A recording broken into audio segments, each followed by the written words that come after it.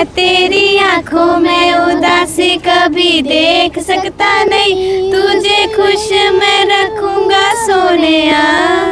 मैं तेरे होठों पे खामोशी कभी देख सकता नहीं, सारी बातें मैं सुनूंगा सोनिया।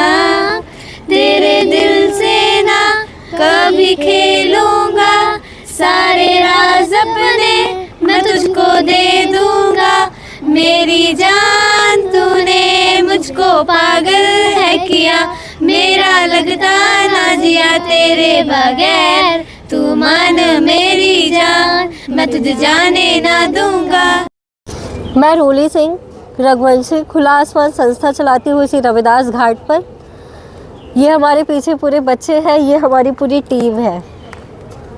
खुला आसमान, पहले मैं बता दूं कि खुला आसमान बंद कमरे में बनी हुई संस्था है और 1 साल तो मैं ग्राउंड पर नहीं थी, हमारी टीम काम करती थी। बस मुझे फ़ोन से बताना होता था कि काम कैसे होता है, क्या होता है।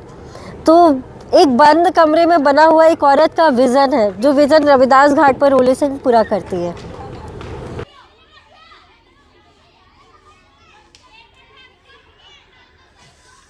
महिलाएं पहले तो मन की बात इसी घाट के सीढ़ी पे आकर के पहले बोलना ज़रूरी है महिलाओं को।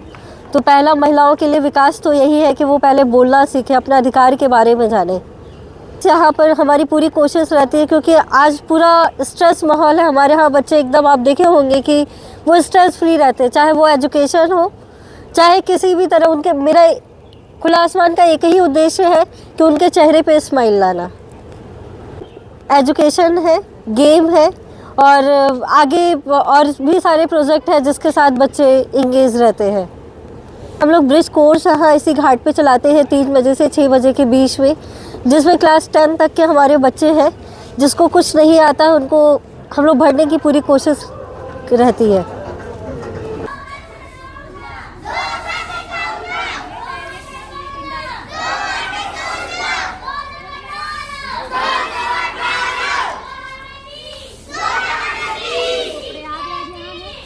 स्कूल से हमारा कोलैबोरेशन है। हम लोग इनका फ़ीस सबमिट करना, आगे का जो कुछ बच्चों का हम लोग फ़ीस सबमिट करते हैं। अभी हम लोग गर्ल्स चाइल्ड जो है उसके एजुकेशन को और प्रारूप देने के लिए, इनका एजुकेशन ना रुके तो हम लोग फ़ीस सबमिट करते हैं स्कूल से। सर से हमारे पास आते हैं तो पहले हम लोग एग्ज़ाम होता है, देखते हैं कि वो किस क्लास में बैठाने लायक है। वापस तो नहीं करती, कोशिश रहती है कि वो आए कम से कम, क्योंकि सीखे। तो जब एग्ज़ाम हो जाता है तब हम लोग देखते हैं कि उनको किस सेक्शन में हमें भेजना है। पहले मैं यहाँ 13 बच्चों से शुरुआत की थी, आज हमारे पास 70 बच्चे हैं। रोली सिंह आज जो भी है आपके सामने, वो जो भीख बोले, आज उसी बेगर्स कम्युनिटी की वजह से आज मैं हूँ। 2012 में मैं 10 परिवार अडॉप्ट की थी। आज कहीं ना कहीं वो रोज़गार से जुड़े हैं और आज उन्हीं की वजह से मैं आपके सामने बोल पा रही हूँ। हमारी बाल आयोग के साथ इस बार मीटिंग थी। आगे का जो प्रावधान है हम लोग उन्हीं के साथ मिल करके इस कम्युनिटी पर हम लोग काम करेंगे। ये प्रॉब्लम बहुत बड़ी है, ये कोविड के बाद से ये प्रॉब्लम वाकई बहुत बड़ी हो चुकी है। इसको टैकल करने के लिए हम लोग यही पहले सोचते हैं कि पहले तो माँ बाप पहले रोज़गार से जुड़े। और आज भी चाइल्ड, अगर लेबर की बात की जाए तो आप देखे होंगे कि कुछ घाट्स पे, कुछ जगह पे बच्चा चाय बनाता है और साथ में वो पढ़ाई भी करता है। बाल आयोग के साथ जब हमारी मीटिंग हुई तो ये बहुत कुछ, ये लेबर ऑफिसर के पास ये प्रोजेक्ट है। अब इनके स्कूलिंग का भी ध्यान दिया जा रहा है और गवर्नमेंट ऐसे बहुत सारे प्रावधान है कि वो जुड़ करके जोड़ना ज़रूरी है। अभी शायद अवेयरनेस नहीं आया है, ये 2-3 महीने में इस पर बातचीत होगी हमारी कि वो ज़मीन पर भी आए, लेकिन अभी कोशिश है।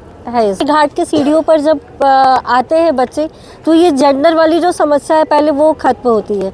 आपको बताऊं कि 2 साल पहले बच्चों की दादियाँ आती थी, आज बच्चों की माँ आती है।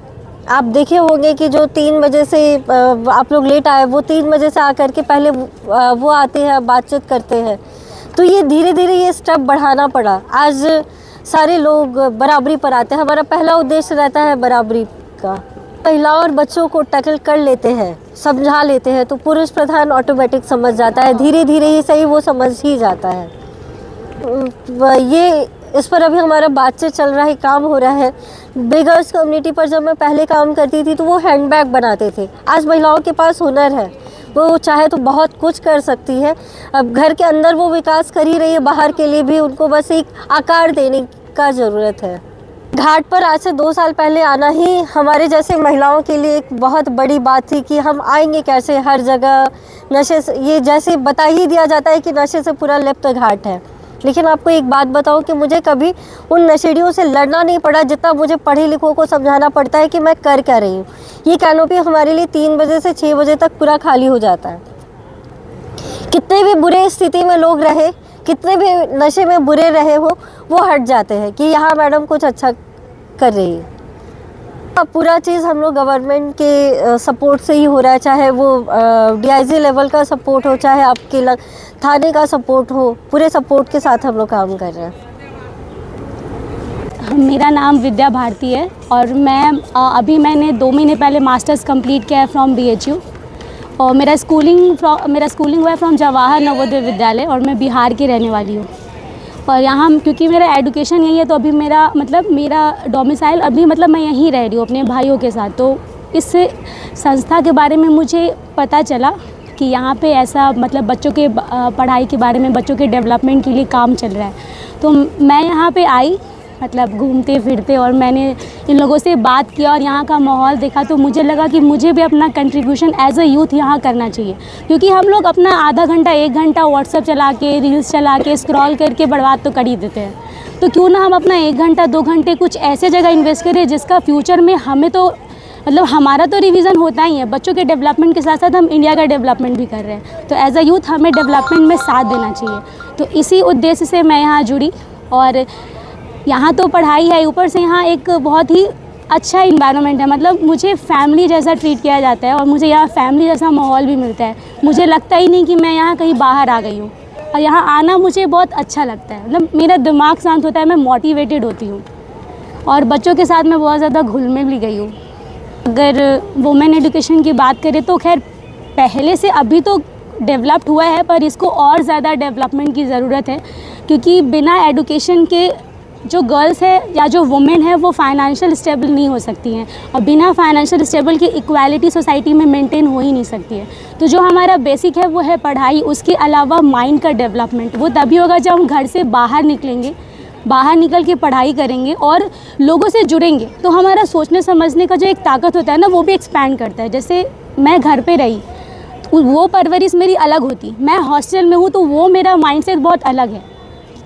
अलग अलग लोगों से घुलने मिलने में दिमाग अलग अलग डायमेंशंस में डेवलप होता है। तो मुझे ऐसा लगता है कि लड़कियों को बाहर निकलना चाहिए, पेरेंट्स को उनको सपोर्ट करना चाहिए और लड़के और लड़कियों को बराबर का दर्जा देके उनको पढ़ाई में आगे लेके आना चाहिए।